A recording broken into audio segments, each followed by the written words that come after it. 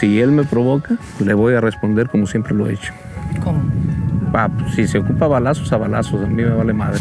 When cartels threatened his family's lime farm in 2013, this man refused to back down. Instead, he gathered his neighbors and formed a civilian army. Soon, his tiny militia would grow into this force that made even the most ruthless sicarios think twice before entering his town.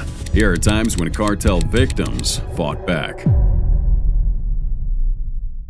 January 23, 2014, Miriam Rodriguez's world shatters as two trucks force her daughter Karen's car to stop on the streets of San Fernando. Armed men drag the 20-year-old from her vehicle and vanish. The kidnappers are Los Zetas, Mexico's most barbaric cartel. They're known for brutal torture videos and medals of honor for extreme violence, and they specialize in ransoming victims back to their families. But most times, they killed them anyway. Desperate to save Karen, Miriam took out a hefty loan. She then followed their instructions perfectly, dropping the money at their specified location. Karen never came home. Cartel member named Sama offered to help find her for $2,000. Miriam paid that as well, but it would be another cruel joke, and Sama ended up running away with Miriam's cash. However, now she had his name, and for a grieving mother, that was enough to start a war. It's sad to see how the government is so corrupted that they let all of this happen and they don't do nothing about it. What followed was a masterclass in hunting predators. Miriam started finding Sama on Facebook. She studied his page for hours, noting every detail about his friends and their hangout spots. But it was one friend in particular that really caught her eye, a young woman wearing an ice cream shop uniform. Miriam then decided she was going to stake out every single ice cream parlor in the area for days on end until she eventually spotted her. She waited, watching the shop for hours until Sama finally showed up. From there, she followed him around town until she finally found out where he lived. And at that point, Miriam knew she had to become someone else to get any closer to her target, so she dyes her hair red and creates a fake identity, complete with a forged ID and clipboard. In this new disguise, she walks his neighborhood pretending to conduct surveys. She chatted with his neighbors, gathering details about his schedule, his friends, and his habits. She would learn which days he visited his grandmother, where he shopped, and what car he drove. Miriam then created detailed files on every person connected to Karen's kidnapping. She took photographs, drew maps of their movements, and documented their daily patterns. She would even befriend their relatives, carefully extracting information while posing as a government worker. When authorities finally saw her investigative files, they were stunned. One agent told the New York Times, "When she pulled her files onto the table, I had never seen anything like it. The details and information gathered by this woman working all alone were incredible." All this detective work led Miriam to a desolate ranch on the outskirts of town. She had hoped her investigation would lead to Karen, but what she found would shatter any last shred of hope she had. There, scattered amongst the weeds, were Karen's remains. Her daughter was gone, but Miriam's mission was just beginning. She now had a single purpose, and that was to hunt down every single person responsible for Karen's death. "I don't care if they kill me. I died the day they killed my daughter. I want to end this. I'm going to take out the people who hurt my daughter, and they can do whatever they want to me." And she wasn't kidding either. One by one, she hunted down 10 cartel members responsible for Karen's death. Some would hide as born-again Christians, others as humble flower vendors, but Los Zetas never forgot. In March 2017, 29 inmates escaped from the Tamaulipas prison, including some of Karen's killers. Miriam begged for protection, but her pleading fell on deaf ears. Uno fue recapturado, pero uno aún sigue libre.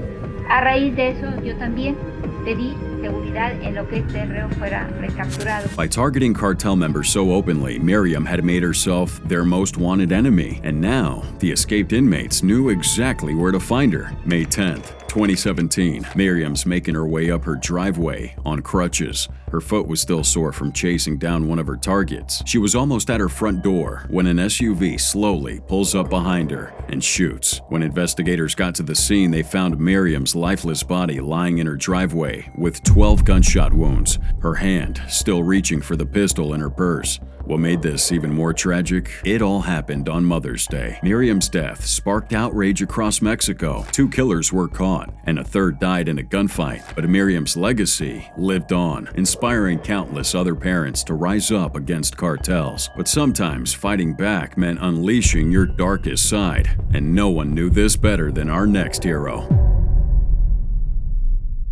July 1995. In a dimly lit room somewhere in Colombia, Jorge Salcedo watches in horror as cartel members torture 3 suspected spies. After 6 years of working for the Cali cartel, he'd seen violence before, but nothing like this. Back in 1989, Jorge was just a regular family man with multiple university degrees and a peaceful life. His expertise would be in security and strategic planning, skills that unfortunately caught the wrong kind of attention. That attention came in the form of the Orejuela brothers, the founders of the Cali cartel. These guys weren't just drug lords.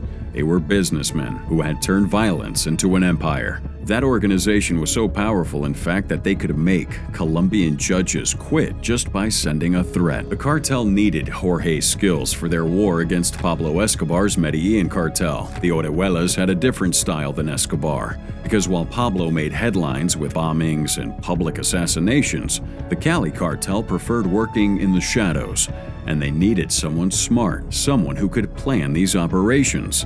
They needed someone like Jorge. Looking at his wife, his kids, and their peaceful home, Jorge thought about all he had to lose. Saying no to the cartel meant death, not just for him, but for everyone he loved. So he said yes. Y yo tenía que pasar por eso y arriesgarme como fuera. Una cosa es lo que yo sintiera, pero ante mí estaba la imperiosa necesidad de que eso se llevara a cabo. Si no llevaba a cabo, mis días estaban contados, como los de mucha otra gente que sabía muchas cosas. For 6 long years, he planned their most sophisticated operations against Escobar's empire. Every morning, he'd put on a suit and go to work like any other professional, except his work was involved in tracking rival cartel members, planning ambushes, and organizing security for drug shipments worth millions. And every night, he'd pray for a way out. But even after Pablo Escobar died in 1993, the cartel kept him close. He was too valuable as their head of security, and the Orejuelas trusted him with their lives. But that trust was about to become their biggest mistake. When Jorge watched those interrogations in July, something inside him snapped. The screams, the blood, the casual cruelty, it was too much. He knew he had to act, even if it meant risking everything. So he finds a public phone booth far away from any cartel surveillance and makes a call straight to the CIA headquarters in Virginia.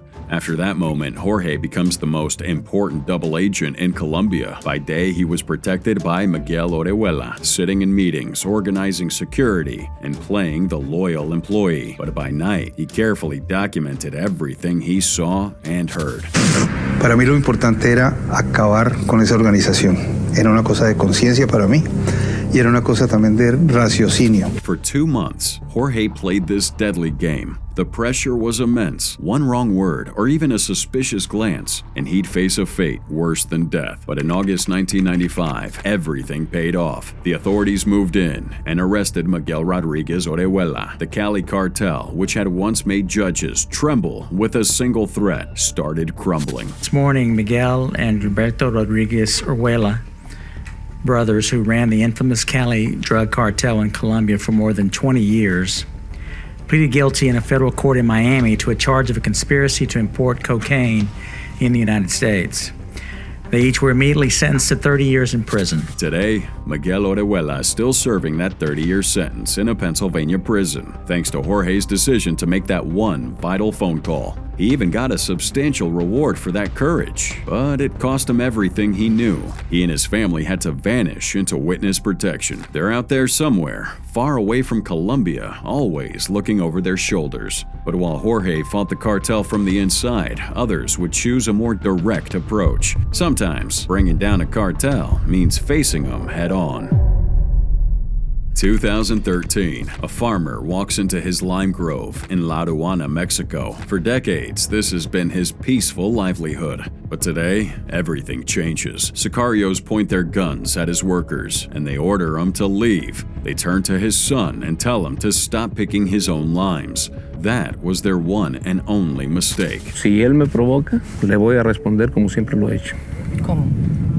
Si se ocupa balazos, a balazos, a mí me vale madre. Hipolito Mora had watched his town of La Aduana slowly fall under cartel control. Every day brought a new horror. Extortions, kidnappings, murders. Law enforcement agents did nothing, and the army stayed away. From where Hipolito was standing, though, it seemed like the cartels ruled with absolute power, but threatening his son's right to work his own farm, that crossed a line. Hipolito looked at his community. They were all hardworking people living in constant terror, and someone had to take a stand. So he gathered his neighbors and made this announcement that would shake Mexico to its core. His plan was pretty simple, but incredibly dangerous. He was going to form an armed civilian group to fight back against the cartels. He called it Defensas, meaning the defenders. These weren't trained soldiers. They were ordinary people who'd had enough. And of course, the cartel wouldn't take him seriously at first. But Hipolito knew something they didn't. Whenever you push people too far, even the most peaceful farmer can and will become a warrior. His militia grew quickly, and not long after that, they started winning. For months, gunfights erupted all across La Aduana. Finally, Mexican troops had offered to help, and together with Hipolito's militia, they drove the cartel out of town. La Aduana tasted freedom for the first time in years. Hipolito's success caught the government's attention. They wanted his help taking down other cartel operations in the region. His knowledge of local territory and the trust he'd built with the communities proved invaluable. And thanks to his guidance, the authorities managed to arrest countless cartel members. After all these victories, Hipolito tried returning to his peaceful life as a lime farmer. But in the world of cartels, success makes you a target, and he learned that lesson the hard way in 2014 when his own son was killed in a brutal firefight. But instead of breaking him, this loss fueled Hipolito's determination even further. He would get into politics, using his influence to push for stronger anti-cartel laws, and he became the voice of countless Mexican communities terrorized by cartels. But his enemies were waiting for the perfect moment to retaliate, and that moment came on June 29, 2023. Hipolito was driving his armored truck through town when sicarios surrounded his vehicle. Unfortunately, that ambush would prove to be his last. Moving on to the another story that's getting big attention. This death in Mexico, vigilante crusader trying to take on the drug cartels, then getting ambushed. Mexico lost one of its bravest defenders that day, but Hipolito's legacy lives on. He showed that even ordinary citizens could stand up to these people, and more importantly, he proved that one person's courage could inspire an entire community to fight back. Now, while some choose to fight back with guns, others survive through sheer will to live. And no one knows this better than two American siblings who went to Mexico for a simple medical procedure, only to end up fighting for their lives. We turned down this little side road because we was going to see if that led us to the destination and we was going to turn around. We heard a car beat the horn and pulled around us. Zendel was in the back seat. He said, "Don't stop." March 2023. A car speeds down a narrow road in Matamoros, Mexico. Inside, siblings Latavia and Eric Washington sit with their two friends, Zandel and Shaid. They're headed to a hospital for a routine procedure, but what they don't know is that experience is about to get worse. A Gulf cartel vehicle forces them to stop. Zandel has a feeling of what might happen. He's heard the stories, so he and Shaid make a desperate choice and bolt from the car. They jumped out to run, and they were gunned down. The men opened fire, and Latavia and Eric watched in horror as their friends fell. Then the cartel forced them into their truck at gunpoint. He was hit 2 times and big chunks of meat was gone out of him. Sicarios then threw their dying friends in the back of the truck as well. Zandel and Shaid were kind of still alive, struggling to hold on. And as for Latavia and Eric, they could only watch helplessly as their friends sat there slowly bleeding out during the drive. The siblings are taken to a cartel safe house filled with weapons and masked men who spend hours interrogating them, demanding information they don't have. The Sicarios even stitched up Eric's wounded foot without any anesthesia. They just stitched it up? Right. Did they give you No pain medicine or nothing. Hours turned into days, and the siblings had no idea why they were being kept alive. Then one evening, Latavia notices a Sicario watching something on his phone. When she asks what it was, he showed her. It was a video of their own kidnapping from earlier that day. I just started crying. It's like I'm never going home. But what the cartel failed to realize is that this video already reached the news and authorities. Against all odds, Latavia and Eric made it. Mexican authorities finally tracked him down and rescued him. 2 days later, something unprecedented happened. The Gulf Cartel issued a written apology. Gulf Cartel Scorpion Group strongly condemns the events of Friday, March 3rd, in which unfortunately an innocent working mother died and 4 American citizens were kidnapped, of which 2 died. They claimed that the 5 men went against their orders, and they even said they would hand him over to the authorities as a form of peace offering to the U.S. To this day, no one knows for sure whether this was sincere or just an attempt to avoid DEA retaliation. But one thing's clear, Latavia and Eric's ordeal exposed a tragic truth about Mexico.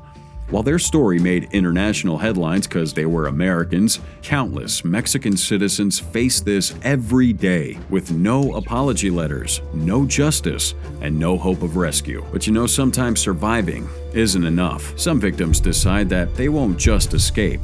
They'll make sure their captors pay. May 2017, a gun's pressed against Frank Masabki's head as 4 men pin him against his rental car. Inside, Jennifer was fighting 2 Sicarios trying to assault her. Then the couple locked eyes, and they knew then it was now or never. They had him at gunpoint and they're saying, "We're gonna kill you." Jennifer and Frank were just another American couple dreaming of a perfect Mexican wedding. Like thousands before them, they'd fallen in love with the idea of saying their vows on one of Mexico's beautiful beaches.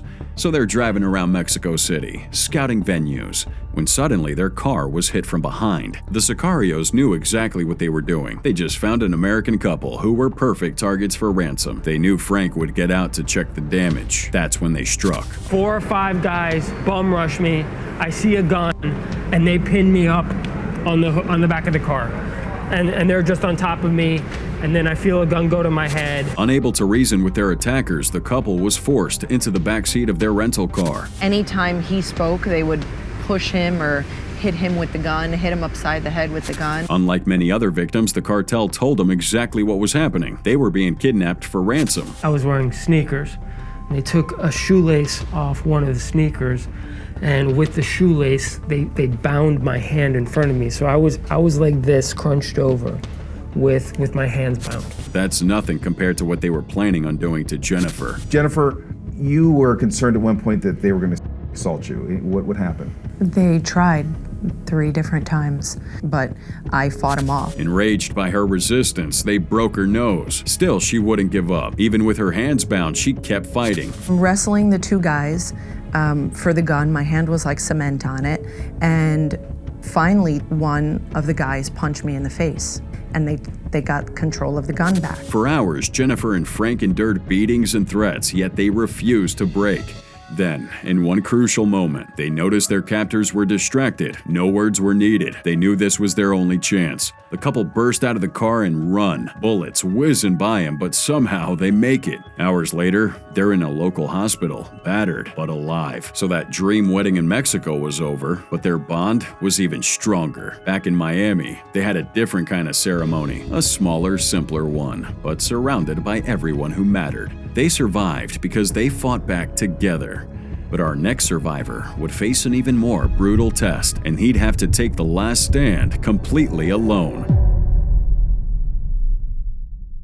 November 13th, 2010, the Los Zetas cartel made their ultimatum crystal clear. Don Alejo had 24 hours to abandon his ranch, or they would take it by force. So the 77-year-old rancher looks at his 2,000 acres in Tamaulipas, which was his life's work, and made his choice. He wasn't going anywhere. Don Alejo knew exactly who he was dealing with. At the time, Los Zetas were Mexico's most feared cartel, notorious for their military-style attacks. They started off as the Gulf Cartel's armed wing, made up of deserters from Mexico's special forces. But now, they were their own cartel, and they made Tamaulipas their kingdom through unspeakable violence. The ranch had been Don Alejo's pride and joy for decades. A skilled hunter and respected businessman, he'd built it from nothing into a thriving 2,000-acre operation. His workers weren't just his employees. They were like family. But now, the Zetas wanted to take it all. So that afternoon, Don Alejo gathers his workers, and without revealing exactly what was coming, he gave them the next day off. He knew the Zetas would show no mercy to anyone they found on the property. Then, he goes to his impressive collection of hunting rifles. With the precision of a man who knows his firearms, he positions his weapons strategically all around his house, a rifle by each window and ammunition within easy reach. He essentially turned his home into a fortress, preparing for one final hunt, where he'd be both hunter and prey. At 4 a.m. sharp, cartel vehicles roll up to the ranch, but are pretty shocked because they expected to find an empty house, an easy taking. But instead, there stood Don Alejo, armed to his teeth and waiting. So the cartels fire a warning shot, demanding that he surrender the property. But the Don's answer came in a hail of gunfire. The Sicarios had severely underestimated this old man. He goes from window to window, firing different weapons each time, making it impossible for them to predict where the next shot would come from. And one by one, cartel members start falling. The ones remaining couldn't believe what was happening. They really thought it was going to be a simple land grab, just another old man to intimidate. So realizing they'd walked into a trap and now hearing police sirens in the distance, they fled, leaving their wounded behind. The ranch was safe. But when law enforcement finally got into the house, they found Don Alejo's body with 2 bullet wounds, one in his chest and another in his head. He died as he lived, on his feet, defending what was his. In death, he became more dangerous to the cartels than in life. His story sparked something in people's hearts, the realization that the cartels weren't invincible, and that sometimes the most powerful weapon against terror isn't a gun, but the courage to say no, even if it costs you everything. Now, while Don Alejo faced his enemies with guns ablazing, another grieving father would show that sometimes the deadliest weapon against cartels is a patient mind and a detective's notebook. July 9th, 2000, a father stares at his phone in horror. Kidnappers want $18,500 and all his jewelry in exchange for his daughter's life. Eduardo Gallo, a successful businessman living in Tepoztlan, gathers everything they asked for, but he already knows that paying ransom usually means finding a body. Fighting kidnappers is not an easy task for Mexico's federal police. From Mexico City to the drug-infested streets around the country, the battles against kidnappers are often out in the open, and at times police arrive too late.